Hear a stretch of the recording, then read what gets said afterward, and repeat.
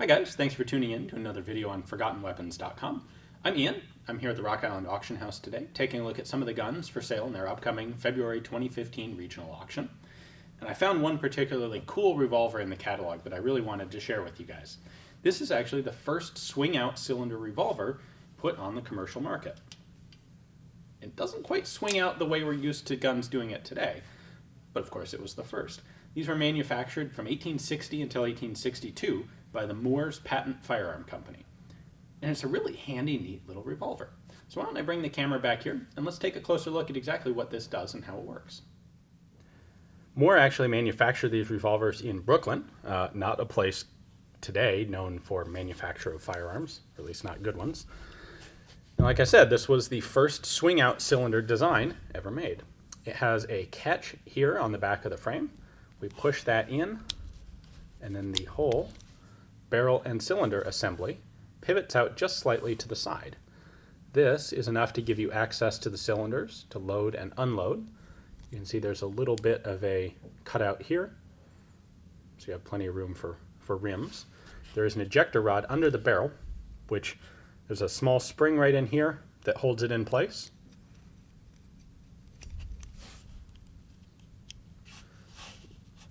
Just sits there. Doesn't go clean through though. In order to use it, you pull it out and then you manually pop out cartridges with it, like so. Pop one out, spin the cylinder to the next one, and so on. And then replace it when you're done. Then easily load cartridges in the back one at a time until the cylinder is full, and simply snap the barrel and cylinder assembly back over. It is a single action only revolver. Once you cock it, you then have your rear sight right there. It's not a bad rear sight. It's pretty typical for this era. Nice crisp single action trigger. And there you go. These are handy. They were, they're not hugely strong. You can see that it is an open topped frame, but frankly, it was firing a 32 caliber rimfire cartridge, interchangeable with Smith & Wesson's 32 rimfire, which was a wise marketing decision for Moore. This didn't have to be all that strong, and it was effective. It was a quick shooting gun. It was quite fast to load and reload compared to muzzle loaders of the time. These were actually remarkably popular with Union soldiers from New York who were heading off to the Civil War. That's where most of the ones that were sold did go. So the problem with this revolver was that it violated Rollin White's patent. Rollin White had been the first guy to come up with the idea of, and patent the idea, of drilling the cylinder, the chamber in a revolver cylinder all the way through from one end to the other.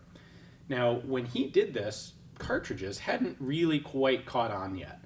And his idea was just to make it as a more economical way to make cap and ball revolvers. He offered this idea to Colt. Colt took a look at it, didn't see any reason to use it, and turned him down. Well, Smith & Wesson, or Daniel Wesson, shortly thereafter came up with the first practical cartridge, the 22 rimfire. And, of course, for a rimfire cartridge, you pretty much have to bore the cylinder clean through because you're putting the cartridge in at the back of the cylinder instead of the front. So Wesson went to patent this element of the design, discovered that Rollin White had already done it, and ended up negotiating and coming to an agreement with Rollin White for an exclusive license to this notion of drilling the chambers in the cylinder all the way through.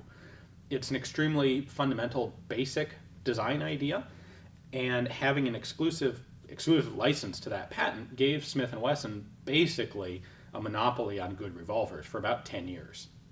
So knowingly or not, and it's not clear which is the case, but he probably knew it, Moore was violating Rollin White's patent by using cylinders that were drilled all the way through. And as a result, Rollin White sued him in 1862 and ultimately forced him, Rollin White won the case quite easily and forced Moore to stop manufacturing the guns. In fact, as a result, there were about 3,300 of these revolvers manufactured but not sold at the time, and those were handed over to the Smith & Wesson Company and actually roll marked on the top of the barrel, manufactured for Smith & Wesson by Moore's Patent Firearm Company, which was kind of a kick in the teeth for Moore. Moore was not the only person to have violated that patent and been shut down by court order. There were 3 other major companies that did it and a handful of small ones as well. Ultimately, the winner of this whole thing was Smith & Wesson. They had a monopoly on modern handguns for a solid 10 years as a result, made buckets of money. Rollin White kind of got screwed by the whole process. The fine print of his agreement with Smith & Wesson actually required that he be the one to cover all the costs of protecting the patent. Smith & Wesson simply had to pay him a fixed royalty per gun produced. And almost all of the money that White got went into lawsuits and legal costs to defend the patent. He ended up dying, not a pauper, but not particularly well off. And Smith & Wesson, of course, went on to become one of the largest firearms companies in the United States to this day. So I really like this little revolver. It's handy. It's remarkably modern for the time. And it really kind of is a shame that it got shut down and shut out by Smith & Wesson. There are no reproductions of these ever made, so the only ones around are the roughly 7,800 that were originally manufactured. This particular one is available for sale, of course, because this is the Rock Island Auction House. If you'd like to make this yours, add it to your own collection, check out the link below. That'll take you to Rock Island's catalog page for it. You can take a look at their pictures and, well, place a bid if you'd like. Thanks for watching. Hope you guys enjoyed the video.